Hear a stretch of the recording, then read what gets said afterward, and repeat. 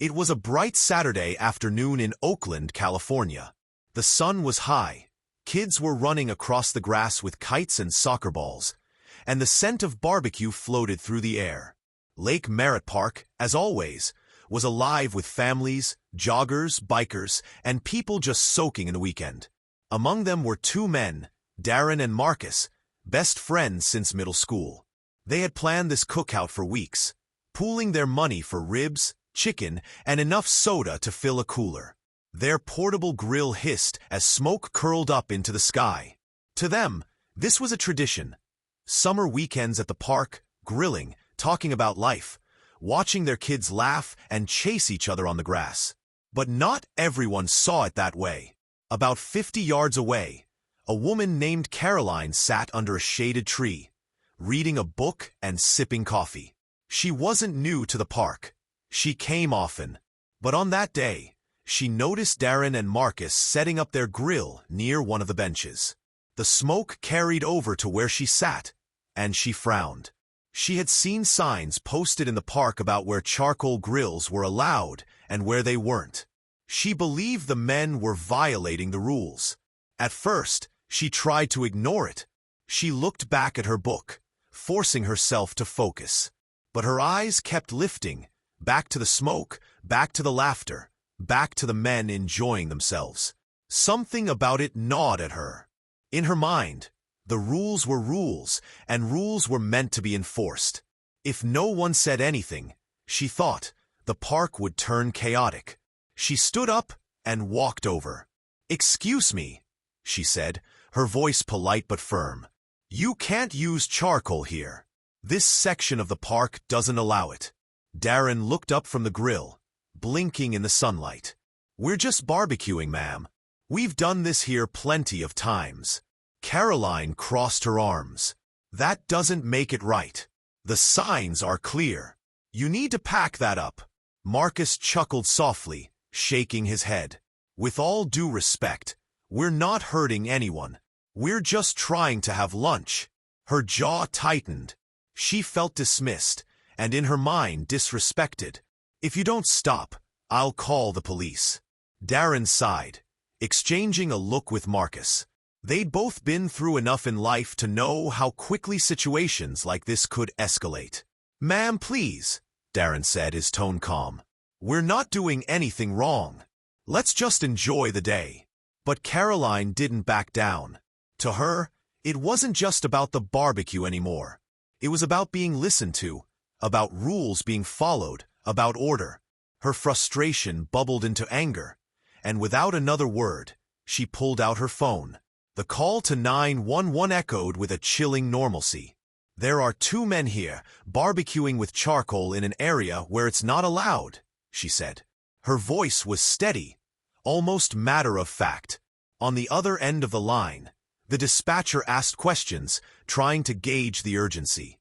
Caroline's responses painted a picture of a situation far more threatening than the reality.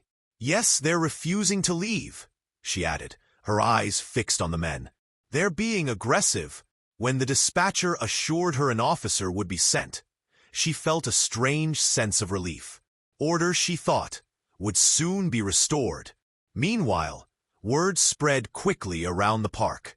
A few bystanders had recorded Caroline's confrontation with the men, posting the clips online.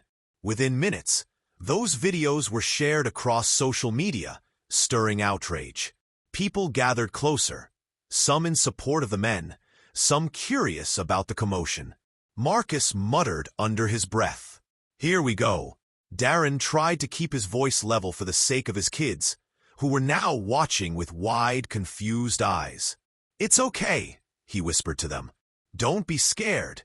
The crowd grew restless as Caroline lingered, pacing, phone pressed to her ear.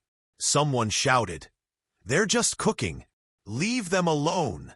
Another yelled, "Mind your business." The tension thickened, humming in the summer air. When the police finally arrived, two squad cars pulling onto the grass, the park fell silent. Officers stepped out, scanning the scene. The grill, the men, the woman with the phone, the onlookers with cameras raised high. Afternoon. One officer said cautiously, "We got a call about a disturbance." Caroline stepped forward quickly, pointing at Darren and Marcus. "They're using charcoal here where it's not allowed. I told them to stop, and they refused. They've been hostile." The officers turned to the men.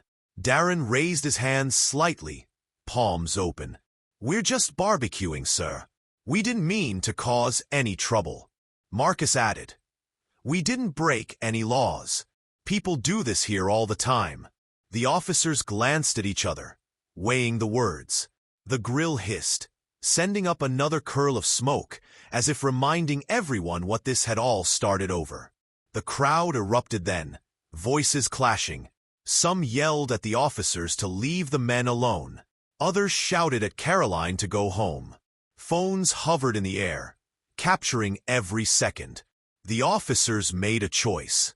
Instead of escalating, they took a step back, speaking quietly with the men, then with Caroline.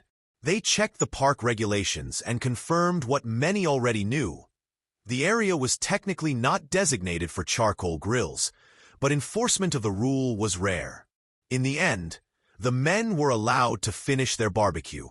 The officers suggested they move next time, and with that, the situation fizzled. But the damage was already done. Caroline's face, captured on countless phones, became an image that spread across the internet like wildfire. Memes appeared within hours, nicknaming her BBQ Becky. News outlets picked up the story, sparking debates on national television. Was Caroline simply enforcing a rule, or had she crossed a line into harassment, fueled by prejudice and unnecessary escalation? The men gave interviews later, sharing how humiliating and frightening the experience had been. "It wasn't about charcoal," Darren said.